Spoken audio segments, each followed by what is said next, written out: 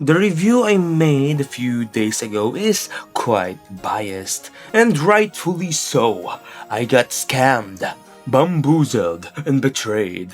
But I realized that it is quite unfair to the kit. So today I have decided to re-review the one and only Star HG 1/1/4 scale Providence Gundam. And as usual, let's start with the aesthetics.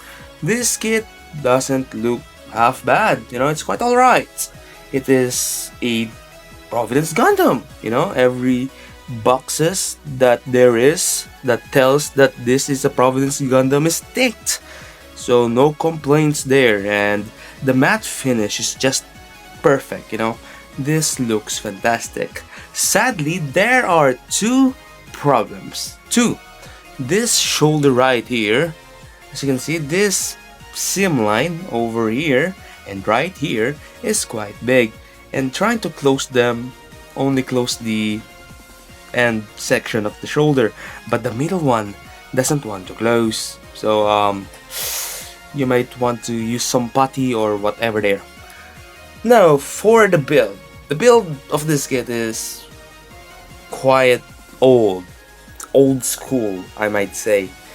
A lot of polycaps, very old ancient peg, and ball sockets everywhere. So yeah, it is what it is. It is based on the 2012 HG Providence, so there's nothing a lot to expect here.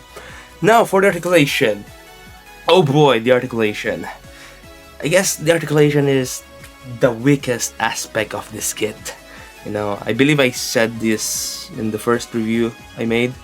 There's no giggity, because this is just a single ball joint thing, so you don't have any look up, a bit of look down, side to side, and no full rotation. You kinda get stuck. For the arms, you have a shoulder armor that moves, a arm that races to 90 degrees, which is not really bad at all. But sadly, again, because of the peg, you don't have any shoulder forward and backwards. The arm is also in a single point of articulation, so there's that. Just 90 degrees bend.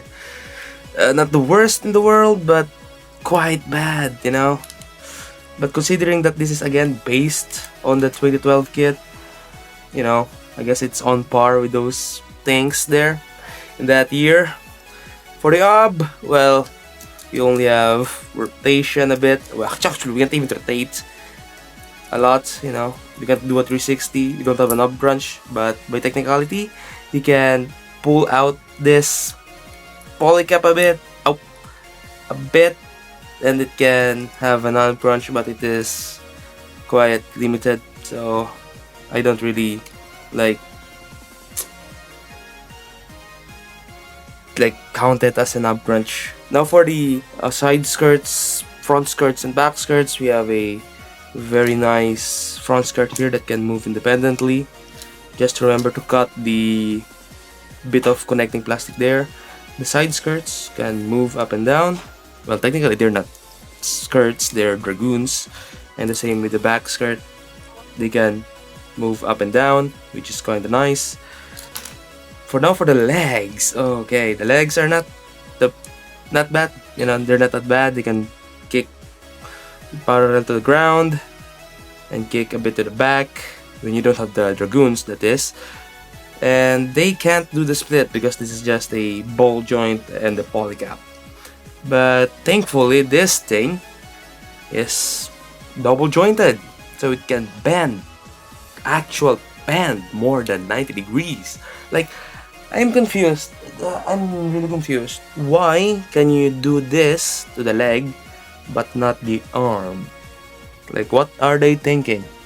If you did this to the leg, do it in the arm as well. So yeah. Now for the foot, it can go forward nicely, backwards, and side to side a bit, and no rotation. Actually, there is a little bit, but it's too minuscule that it's not really like there at all. So yeah, for the accessories, we only have two, but technically we have a lot if we're going to count the dragoons. But for the actual accessories, we only have this thing and the beam rifle. So this thing is, I believe, the beam saber kind of thing of the Providence.